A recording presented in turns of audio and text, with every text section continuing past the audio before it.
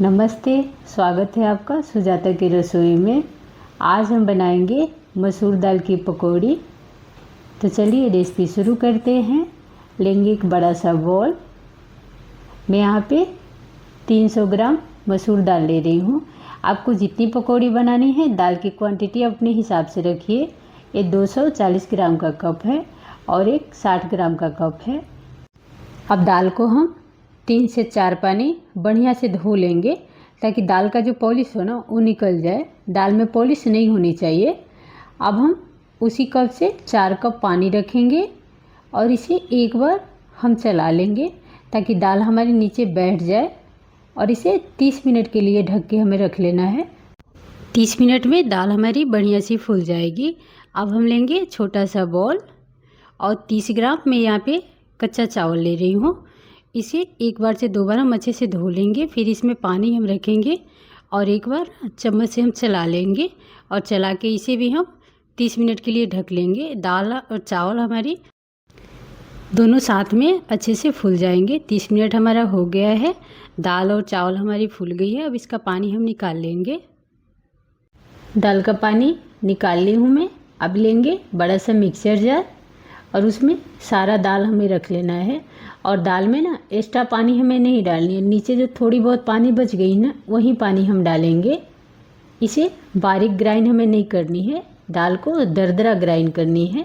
और जो चावल हमने फुला के रखे थे ना, चावल डालने से ना पकौड़ी हमारी क्रिस्पी बनती है। 1 चम्मच लेंगे जीरा और इसमें ना खड़ा मसाला डालिएगा, पिसा हुआ मत डालिएगा। 1 चम्मच धनिया, आधा चम्मच ब्लैक पेपर और तीखा आपको जितनी पसंद हो मिर्च का क्वांटिटी अपने हिसाब से रखिए। मैं यहाँ पे सूखा मिर्चा ले रही हूँ 6-7। 1 लहसुन की कली और 1 चम्मच काश्मीरी लाल मिर्च पाउडर और आधा चम्मच हल्दी पाउडर।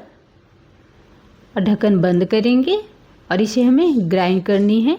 ज़्यादा ग्राइंड हमें नहीं करनी है, पहले 1 मिनट के लिए कर लीजिएगा। 1 मिनट मेरा ग्राइंड हो गया है। अब इसे एक बार चला लेंगे और चला के फिर से हम 1 मिनट के लिए कर लेंगे। ये 2 से 2.5 मिनट में आराम से आपका दरदरा ग्राइंड दाल हो जाएगा। अब ग्राइंड हमारी हो गई है। लेंगे एक बॉल और बॉल में सारे दाल हम रख लेंगे। इसमें मैं डाल रही हूँ नमक। नमक अपने स्वाद अनुसार ही लीजिए। और नमक जब आप डाल रहे हो ना तो एक बार चेक कर लो। बारीक कटी हुई प्याज और बारीक कटी हुई धनिया पत्ता। प्याज और धनिया पत्ता डालिएगा ही ऊपर से, इसका फ्लेवर बहुत बढ़िया आता है। अब एक बार दाल को हम मिक्स करेंगे और 10 मिनट के लिए इसे हम रख देंगे ढक के।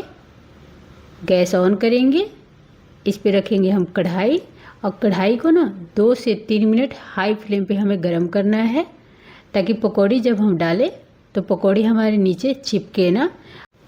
कढ़ाई हमारी गरम हो चुकी है। अब हम तेल डाल लेंगे और देखिए दाल मैं हाथ में लेके दिखा रही हूँ, हल्का दरदरा ही है ना। भले 1-2 दाल बच जाएगी चलेगी, लेकिन इसे बारीक ग्राइंड अप मत कीजिएगा। अब छोटा छोटा सा हम बॉल बनाएंगे। तेल को चेक करेंगे। तेल हमारी गर्म हो चुकी है।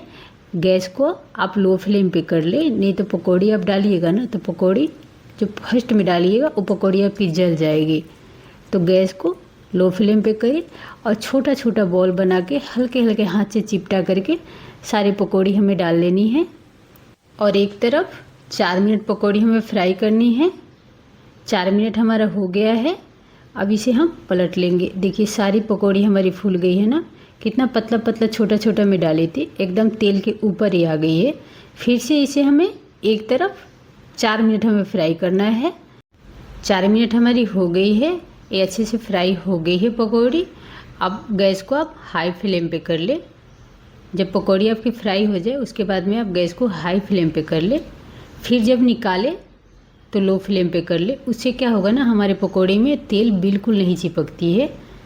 अब कोई भी बर्तन में आपको पकौड़ी रखनी है ना तो नीचे आप पेपर बिछा ले। उससे क्या होगा ना, थोड़ा बहुत जो तेल होती है ना पकौड़ी में वो नीचे पेपर में बैठ जाएगी। फिर हम पेपर को निकाल देंगे। उससे क्या होगा, जो नीचे की पकौड़ी होगी ना उसमें बिल्कुल तेल नहीं चिपकती है।